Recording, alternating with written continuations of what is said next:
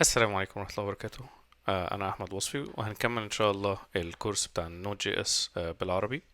كنا اتكلمنا المرة اللي فاتت عن ال V8 engine وإزاي إن ال V8 engine بيستخدم في النود جي اس عشان يكسكيوت الجافا سكريبت.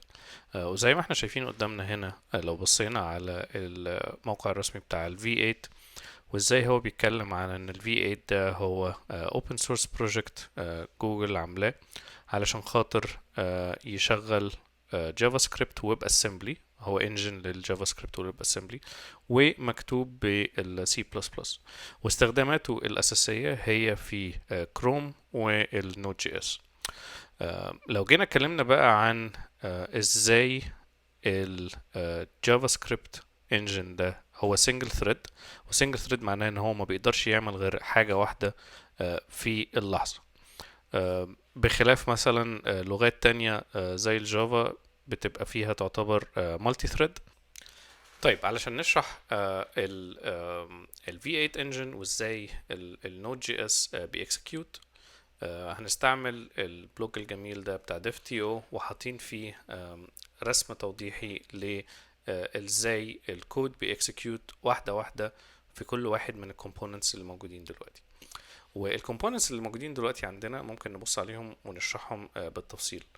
اول حاجة هو ال V8 engine اللي هو الكول ستاك.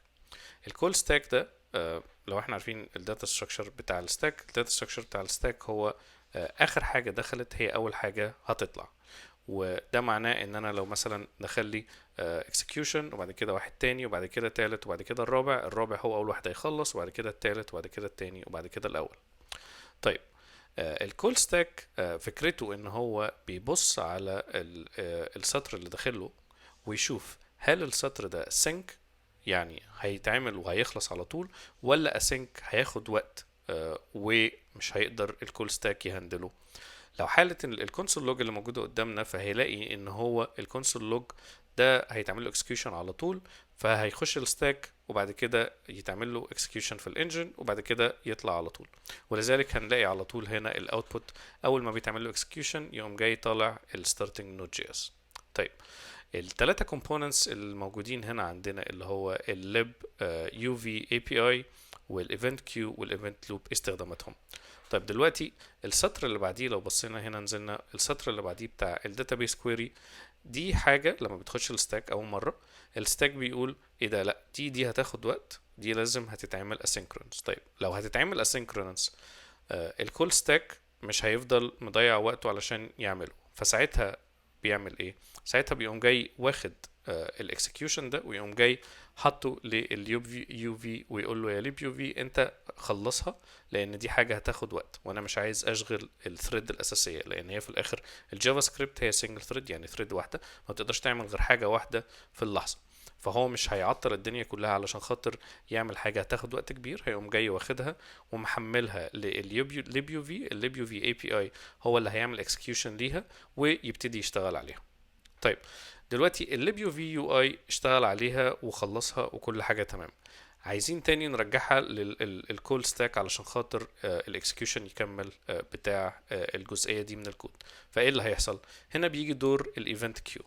دلوقتي بعد ما الليب يو في بتعمل اكسكيوشن زي ما احنا شايفين هنا للجزئيه بتاعت الداتابيس كويري وتروح تعمل كويري للداتابيس، لما بتخلص بتقوم جايه حاطه الاكسكيوشن ده حطاه في الايفنت كيو علشان خاطر بعد كده الايفنت لوب تقوم جاي واخده بتبص. فكره الايفنت لوب فكره ان هي بتقعد تبص على الايفنت كيو وتشوف هل في حاجه موجوده في الايفنت كيو، هل في حاجه موجوده في الايفنت كيو ولا لا. فلو بصينا هنا هنلاقي ان الداتابيس كويري بعد ما يخلص الاكسكيوشن بتاعه في الليب يو في اي بي اي بيروح للايفنت كيو. الايفنت كيو بيفضل محطوط فيه الحاجه، والكيو داتا ستراكشر فيرست ان فيرست اوت، فمعناها اول حاجه دخلت هي اول حاجه هتخرج زي اي طابور في محل او في مطعم او ايا كان. والايفنت لوب فكرته ان هو بيفضل يقعد يبص في الايفنت كيو هل في حاجه موجوده اوديها للكول ستاك لما الكول ستاك يبقى فاضي ولا لا، هل في حاجه موجوده في الكول ستاك اوديها للكول ستاك يبقى لما يبقى فاضي ولا لا. واول لما بيلاقيه فاضي بيقوم جاي واخد الحاجه من الايفنت كيو يوديها على الكول ستاك، وبعد كده الكول ستاك بتكمل بطريقتها العاديه اللي هي لاست ان فيرست اوت، يعني اخر حاجه دخلت اول حاجه هتخرج.